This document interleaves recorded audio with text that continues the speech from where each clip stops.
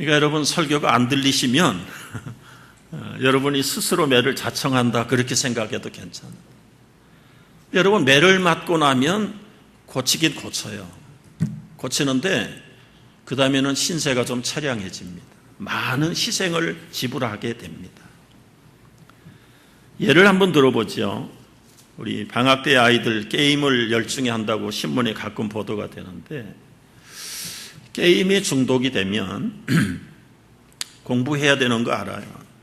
숙제해야 될 것도 많고 그런데 매 시간 밤을 새워서라도 이 게임기를 자기가 놔야 되는데 못 놓습니다. 이게 중독입니다.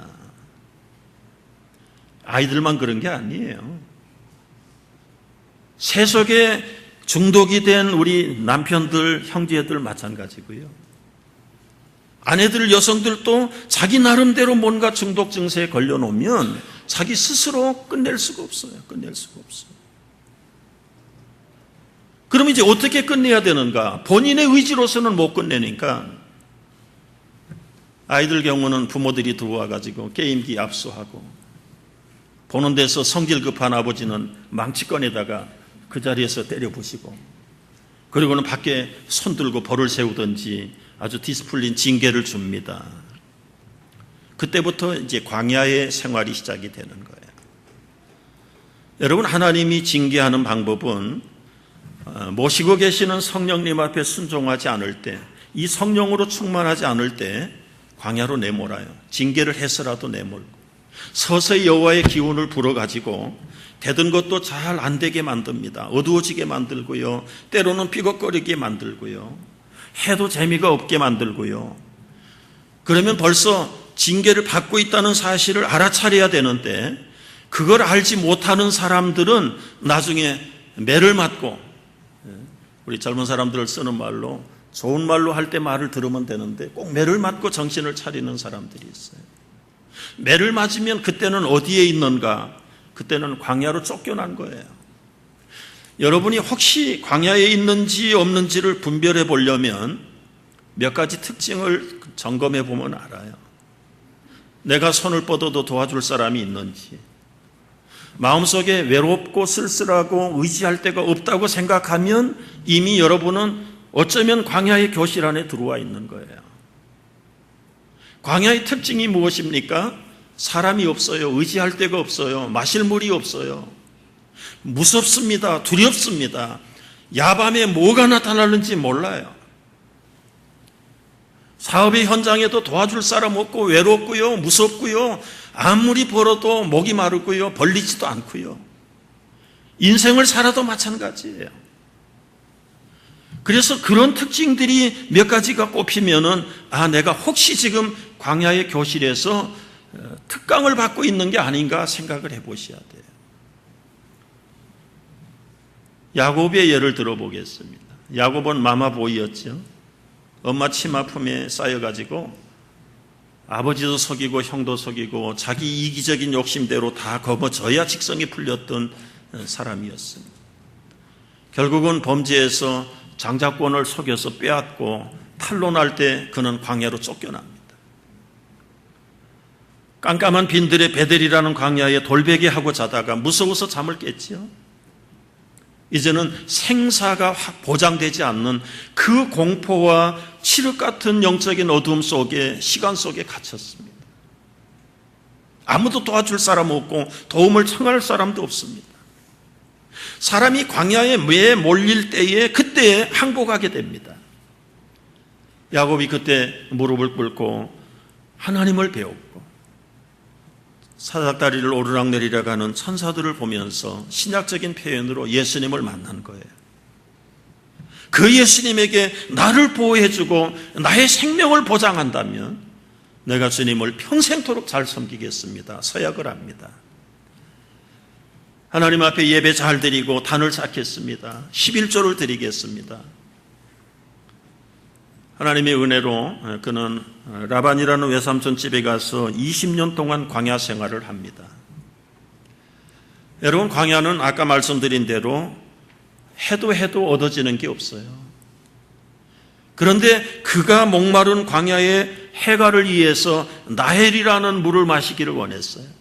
저 여자만 내가 붙들어 결혼하면 내 평생은 행복할 것이라고 믿고 거기에다가 모든 인생을 걸고 쏟았어요. 드디어 얻었습니다. 눈을 뜨고 보니까 라헬을 마신 것이 아니라 레아를 마셨습니다. 또다시 라헬을 얻기 위해서 7년, 14년을 봉사해서 얻었습니다. 행복했나요? 그때부터 비극이 또 시작됩니다. 아들을 낳지 못하는 일 때문에 서로 시기 질투하다가 결국은 아내가 팔자 없는데 네 사람의 아내가 되는 덤탱이를 썼네요. 어떤 사람은 그런 덤탱이 나도 한번 써봤으면. 여러분, 한 사람하고 결혼도 때로는 힘들고 어렵다는데 네 사람을 거느리고 사는 야곱은 행복하지 않았습니다. 그 밑에서 줄줄이 아들, 딸들이 나왔지요. 아들만 12명인데 딸들은 또 얼마나 됐을까요? 배가 다른 형제들끼리 서로 시기하고 다투고 죽이고 싸우고 하는 일들이 얼마나 많아요. 20년 동안 이제 부인 4사람 얻었습니다. 자식들 수십 명 얻었습니다. 재산도 엄청나게 늘었습니다. 그의 목마름이 광야에서 해결됐나요? 여러분, 집으로 돌아올 때 기억하시죠? 아내도 보내고 아들도 보내고 딸도 보내고 재산도 다 떠나보내고 빈손으로 하나님 앞에 야복강에 남았습니다. 모든 걸 가지면 다 인생이 행복하리라 생각했는데 절대로 그렇지 않습니다. 그는 그 밤에 하나님과 더불어서 복을 받기 전에는 결코 떠나지 않겠다는 강력한 결사의 기도를 통해서 야곱이 변하여 이스라엘이 되는 축복을 누리고 나서 그 다음에 광야의 교실을 메스트하게 되는 거예요. 떠나는 거예요. 이제는 형이 내 목을 잘라도 좋고 뺏어도 좋고 다 가져가도 좋다. 여러분, 이게 광야 생활에서 얻어지는 마지막 결론. 우리가 인생을 살면서 이 광야는 성화의 과정이에요. 여러분, 성령 충만은 어떤 사람들을 위해서 필요한 것인가? 광야 생활에서 쫓김을 당하고 그리고 실패한 그리스도인들을 위해서 성령 충만이라는 선물을 주신 거예요. 따라서 여러분, 우리 속에 여호와의 바람이 불고 되던 일이 안 되고 내리막으로 달린다. 그건 절망할 일이 아니라 이제 하나님의 바람이 나를 향해서 불어온다는 사실을 깨달을 때 머지않아 내가 빨리 항복하면 광야를 졸업하겠구나. 광야 생활을 졸업하면 그 다음에는 무엇이 펼쳐질까에 대해서 기대감이 생기는 것입니다. 문제는 광야 생활을 할 때 조심해야 될 부분이 있어요. 징계를 받을 때 장난으로 받는 사람들이 있습니다. 우리 아이들 기합을 줬는데 지금 엄마 아빠는 막 안타까워서 막 화가 나서 있는데 기합받는 아이들이 서가지고 킥킥거리고 웃고 있으면 그 엄마 아빠의 심정은 빤한 거지요. 우리 하나님도 마찬가지입니다. 옆집 아이 같으면 그 엄마가 그 아빠가 간섭할 이유가 하등없어요. 세상의 사람, 믿지 않는 사람들을 어떻게 살든 하나님하고는 별로 관계없어. 이미 다 포기하고 내버려둔 사람들이에요. 그런데 하나님의 징계가 있고 광야가 있고 간섭이 있다는 것은 그분의 아들이라는 뜻입니다. 그러니까 여러분, 징계가 없는 자는 사생자요, 참아들은 징계를 받는다고 그랬어요. 히브리서 12장 8절의 말씀을 보면 그래요. 그런데 징계를 하시는 목적이 뭡니까? 우리를 거룩하게 연단을 시켜가지고 하나님의 거룩한 형상에 참여하기를 위해서 만드는 거예요. 여러분, 엄마들이 자녀들을 아주 이 품격 높은 파티에 동참하게 될 때 동네 골목에서 놀던 그 아이들 그대로 데리고 가는 엄마 없습니다. 다 먼지가 묻고 얼룩이지고 땀이 범벅이 되고 냄새가 나고 옷도 그냥 엉망한 그런 옷을 입고 그 품격 있는 파티에 데리고 가는 부모가 어디 있겠어요? 거기 가기까지는 씻기고 깨끗하게 만들고 예쁘게 만들어가지고 매너도 가르치고 그리고 데리고 가는 것처럼 우리가 하나님의 거룩한 성품에 참여하기 위해서 때로는 이 징계라는 매너를 사용하시는 거예요. 그러니까 오히려 징계를 받을 때는 안 받고 매맞지 않고 말 들으면 얼마나 좋겠어요. 저희 형제들 가운데 어떤 형제는 평생 야단 한 번 맞지 않고도 그냥 지금까지 50몇 년을 잘 살아요. 그런데 어떤 형제는 어려서부터 말썽이야, 말썽. 그런데 지금 잘 사느냐 보면 또 그렇게 힘들게 살아요. 뭘로 풀어야 될런지 모르겠어요. 여러분, 기왕이면 야단 맞지 않고 정말 평안하게 살 수 있는 우리가 될 수 있기를 축복합니다. 그러려면 어떻게 해야 될까요? 그게 문제 아니겠어요? 결국은 오늘 이제 그 에베소서의 말씀을 보면은요, 이사야 말씀을 조금 더 연결을 해보면 사람이 중독이 되놓으면 자기가 의로운 줄로 압니다. 여러분, 들어가는 사람이 자기 들어가서 지금 뭐 정신 왔다 갔다 한다고 생각 안 하잖아요. 도박에 미친 사람, 때로는 어떤 게임도 요즘 뭐 푸른 목장으로 가는 게임도 있고 여러 가지 다양한 게임들이 있는데 거기에 한번 미쳐놓으면, 빠져놓으면은 자기 스스로 못 고치는 거예요. 못 고쳐요. 결국은 외부에서 케어 펀치를 날려가지고 깨져야 그게 고쳐지는데 그 외부에서 내리치는 케어 펀치가 뭘까요? 징계해가지고도 말 안 듣는 사람들에게 이 케어 펀치가 필요한 거예요. 그런데 결국은 자기 의지, 여러분이 말 많은 사람도요 못 고쳐요. 말 많은 사람이 싫어하는 사람이 누군 줄 아세요? 말 많은 사람 싫어해요. 자기만 말 많이 해야 되는 거예요. 자기도 말 많이 하면서 저 사람 되게 말 많네.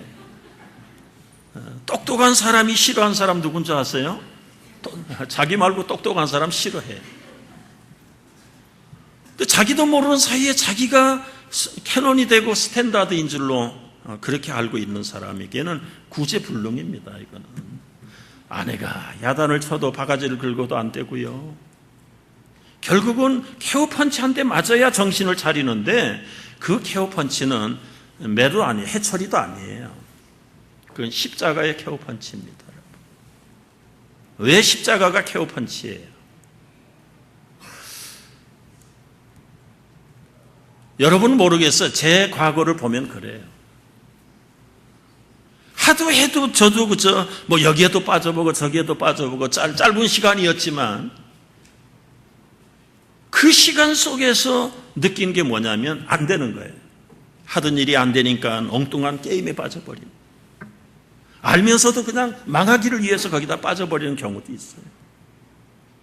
그러면 삐뚤어 가는 사람이 삐뚤어 갈고 있다는 걸 모르는 게 아니라 알아요. 아는데 스스로 못 돌아와요. 저 같은 경우는 어떻게 돌아왔는가? 결국은 그러면서도 교회 다니는 사람이었잖아요. 직분도 집사라는, 때로는 전도사라는 직분도 가지고 있으면서도 삐뚤어 가면서 내가 의로운 척하고 교회에서는 그래도 모범 집사고 모범 청년 같고 모범 전도사 같이 보이는데 그 영적인 모습을 볼 때는 이건 완전히 삐뚤어진 사람이에요. 결국 제 자신이 못 고쳤어요. 십자가 밑에 엎드려서 십자가를 올려다보면서 그런 생각을 해봐요. 도대체 저기 하나님의 죄 없는 독생자 예수 그리스도가 죽임을 당했는데, 형벌을 받으셨는데 죄가 없는 분이 왜 형벌을 받으셨는가?